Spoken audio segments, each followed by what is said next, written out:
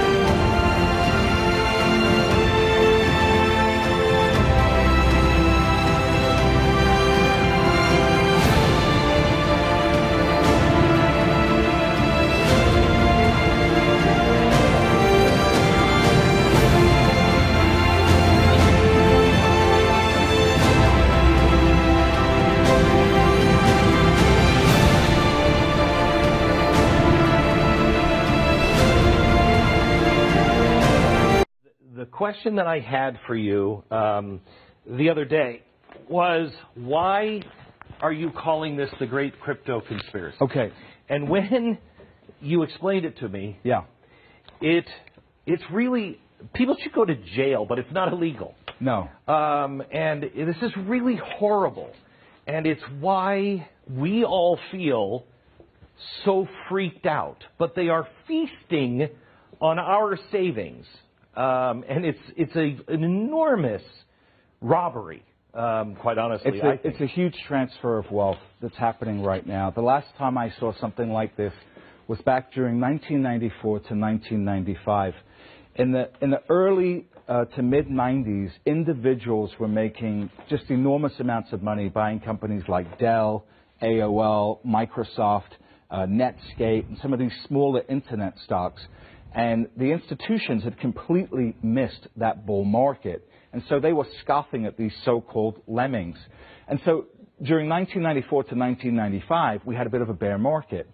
And so, again, institutions were out saying that, oh, anybody buying internet stocks, you're idiotic. And so you had a lot of people selling their AOL, selling their Microsoft, selling their Dell shares. Guess who was buying?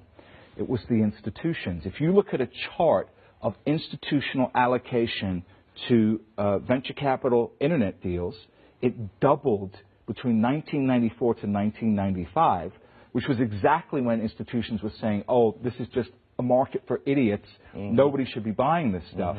So they literally stole all this wealth that should have been in the hands of individuals that owned Dell, Microsoft, and AOL. And then from 1995 to 2000, of course, we saw $5 trillion come into the market, and the biggest bull market we've ever seen. So this blueprint of creating fear in order to get cheap prices is nothing new. So hang on just a second before you go on. Yeah. This one is really important to me because the housing crisis, those banks, they bought up all of those houses. They were the ones who caused the problem. Right. Then they were talking everything down and saying, I'm just taking the junk off the table. Yeah.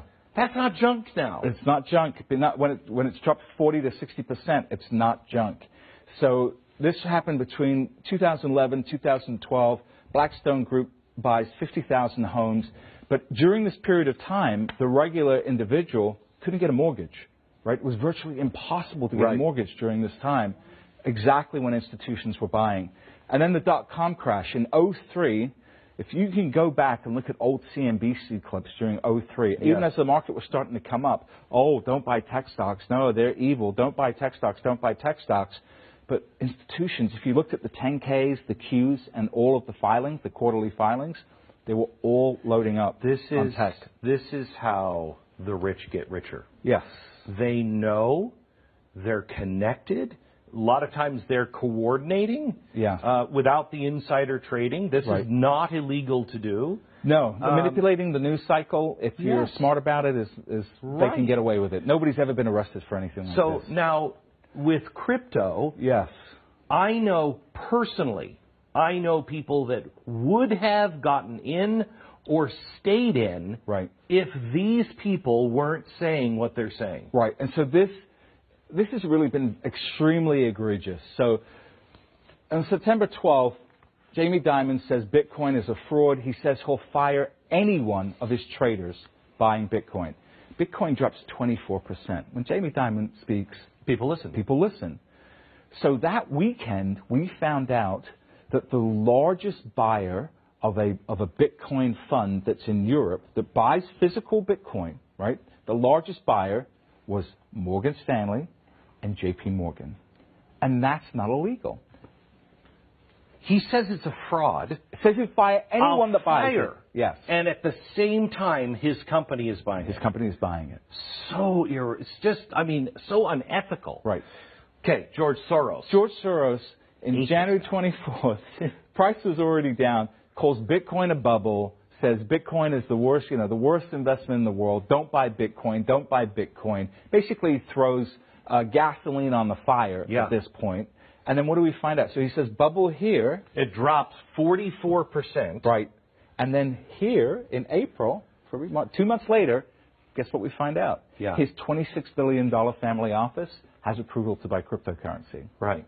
And we only knew about it publicly here. And this is the kind of thing that George Soros is famous for this, talking the sterling down. Yeah. And what did he do?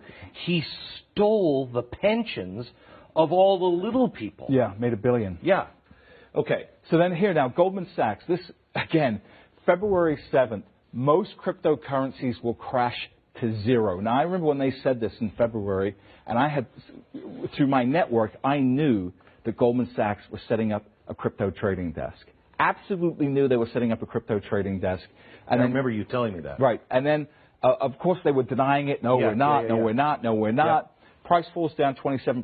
And then what do we find out? We find out here, they say BTC 0.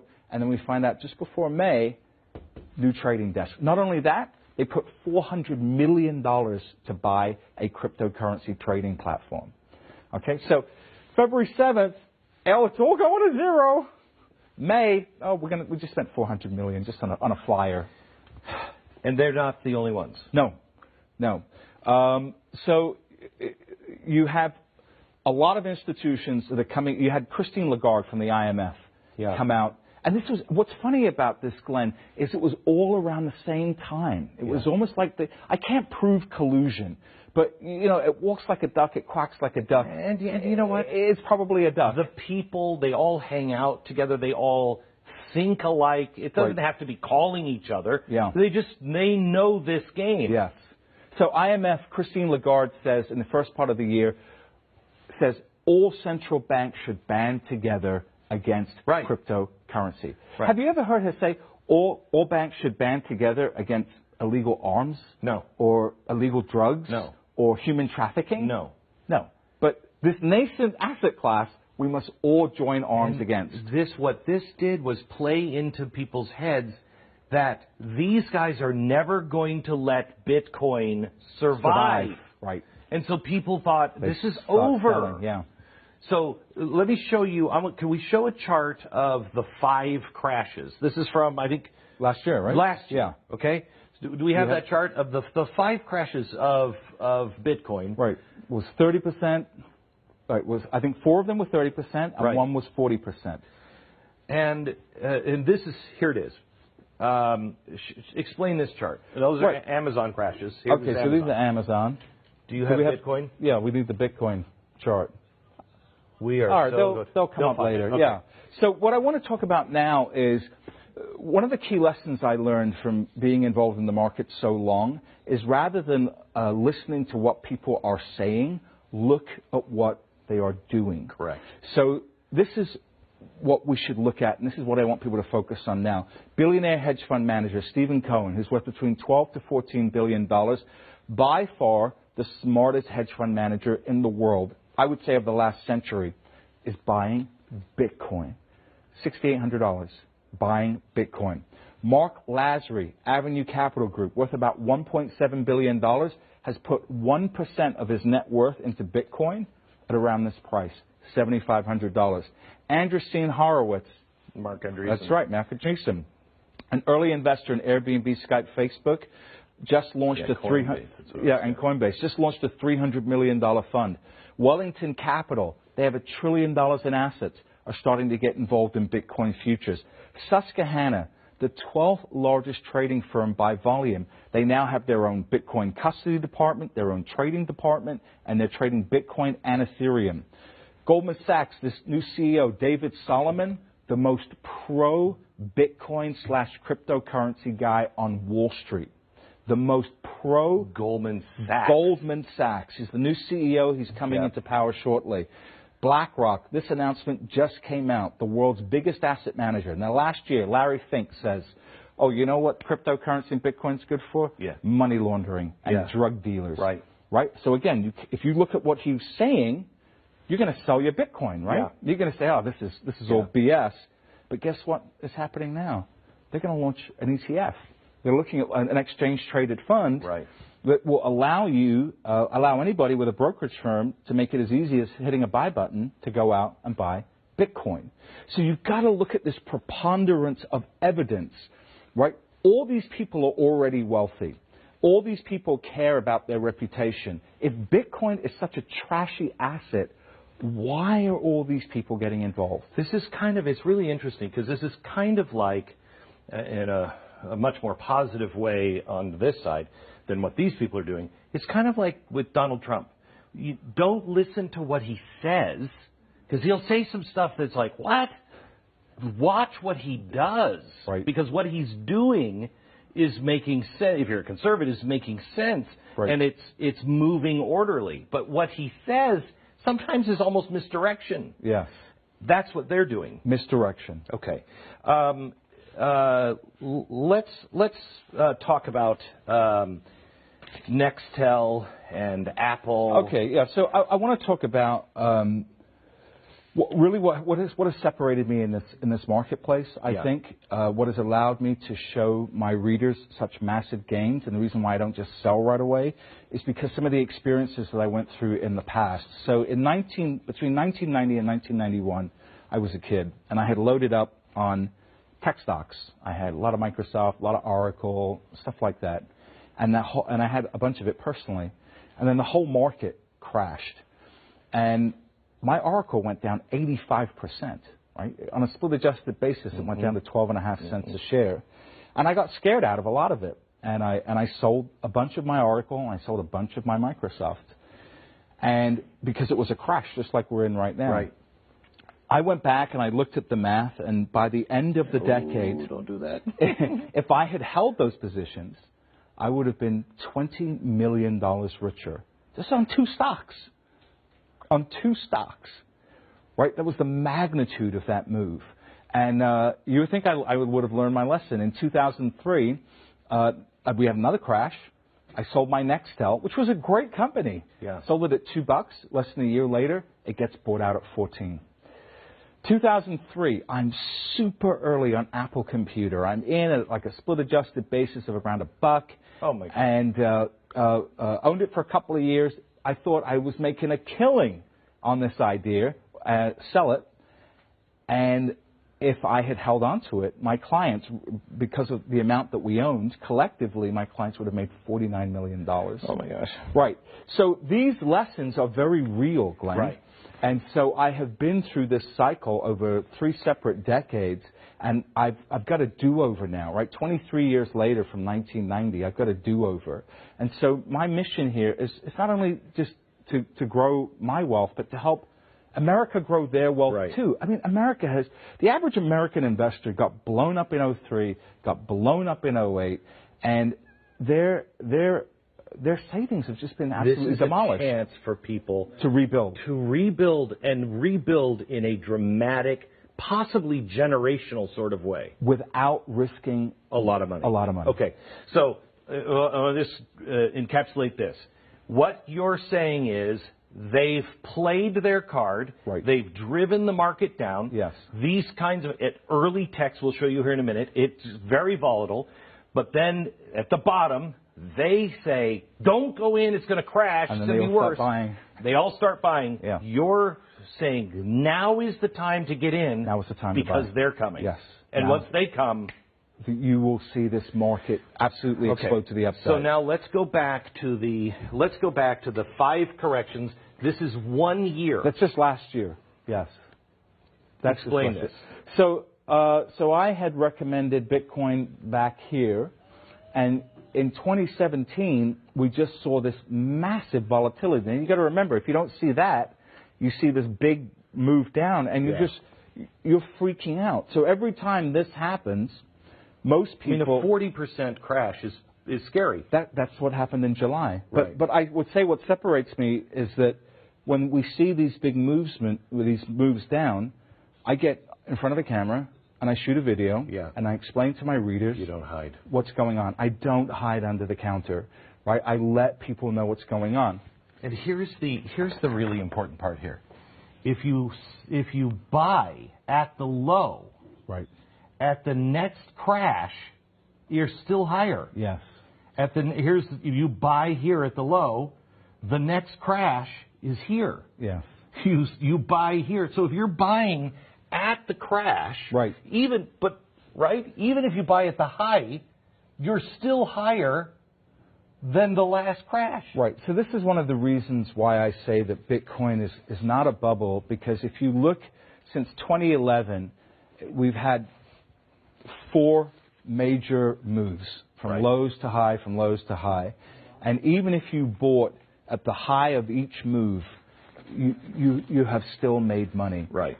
And that can't happen in a bubble. No. That can't happen in a fraudulent asset class. Okay, so the stock market is different. It crashed like this, 39% or 30%. But that was 10 years ago. We don't have those wild swings. Right. But early tech does. And we go back to Amazon and show the difference here early on with the crashes. Right. So here, this could be a cryptocurrency chart, right? I mean, this is from 94 to 54. Oh my good Lord, right? I mean, that makes you want to throw up when you see that. Right. Right. You know, from 246 to 173, 402 to 297. This is just horrible volatility. And no one, if I owned it at 402, knowing me, and Right. it goes to 297, and I don't see it going back up, Yeah. I just see this, I begin to panic. Of course. And I think, natural. we should sell some of it. Right. No one in their right mind today would say sell Amazon. Right, correct. Right? Yeah. They would say, oh my gosh, you've got Amazon stock, when'd you get in? And so this is the special source of what we do, right? How emotionally the average person can't handle that. And so I recognize that, which is why I recommend small positions. Okay. Because if you're not risking life-changing Right. money, then you have the ability to handle that kind of volatility. Which is when I, when it was at $300, I didn't take my own advice, but I said to my audience, look, buy it, but a fancy dinner and a weekend, Right. okay, you're going to blow that money. Yeah. Just take that amount and put it into the market. Yeah. Most people think you can't do that now. That's right. I had somebody ask me that question in Vancouver.